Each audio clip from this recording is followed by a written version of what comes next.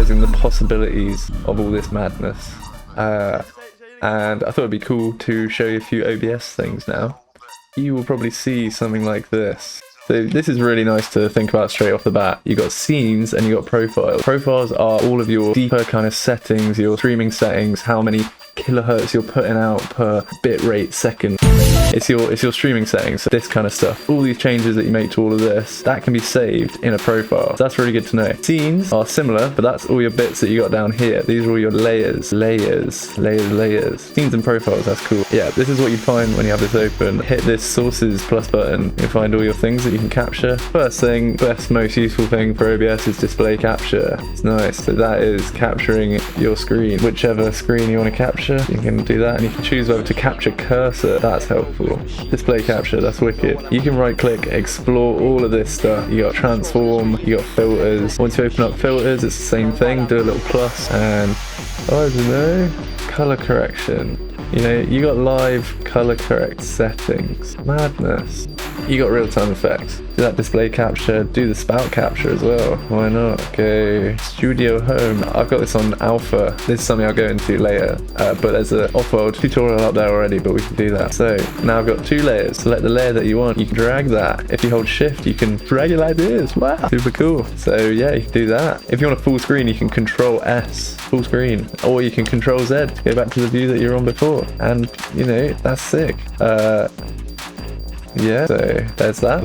What do you mean wobble? Yeah, so I guess you see the point here. There's 2 layers now, and you can go nuts with layering stuff up. It's your choice. You do need audio capture as well. So audio output is all the noises that your computer is making. And audio input is a mic or something that you might have. So you got a selection of mics here. Boom, boom. That's now picking up my voice. Lovely.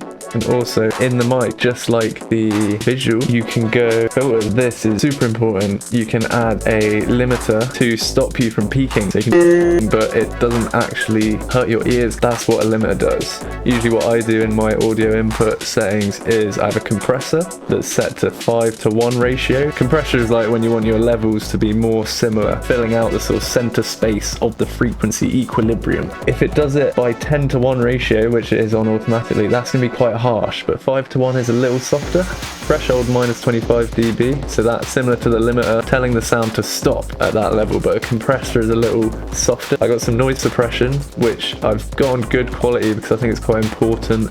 The low quality ones just sounds like an old recording of a radio. This next song goes out from me. So those are your mic settings. Yeah, it's generally what I do. I just like have these layers, mess about with them.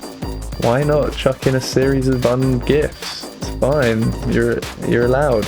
It's happy that you've done this. Ooh, nice. So yeah, if you want to figure out hotkeys, it usually tells you here. Hotkeys are so useful when you're streaming. Control up and down. La la la la la la. Yeah, that's a cool one. I hope you realise the power of this. You know, you might want fun HUD elements. You know, if you export a image as a PNG with transparent background, you can just load that in. You can even do a video with transparent background. Can we add animation to that? Wait. Oh my, I didn't know you could do this. That's just a big long PNG that I've chucked in there and is now scrolling because of OBS. I didn't know you could do that. I've been designing banners for people's streams for ages, and I've been animating them and exporting them as some weird QuickTime format so that they have alpha and they scroll. You don't need to do that. You can do this right now. Scaling, okay. You can do this right now. You can just do this. No probs. If I had virtual hands, I would be raising them to my head. Right now. Massive thing about OBS is the community as well. You got forums, you got resources, you got plugins, themes, tools, scripts. Actually, how your buttons look. You know, nice purple theme. You got waveform. It's nice editable waveform. Super cool. Yeah, check out this OBS plugins forum. Super cool. You can get some inspiration here even. Cool. Scale to sound.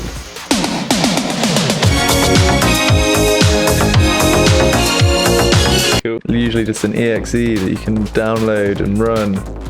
Yeah, run that setup. and it'll install in the right place in your OBS. My waveform visualizer has just come up. Audio source, pretty self-explanatory. Check it out, we're getting mad with plugins real quick.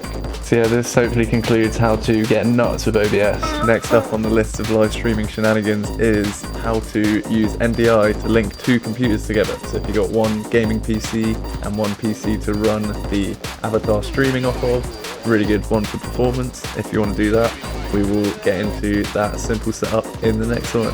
Catch me in that one. Cheers.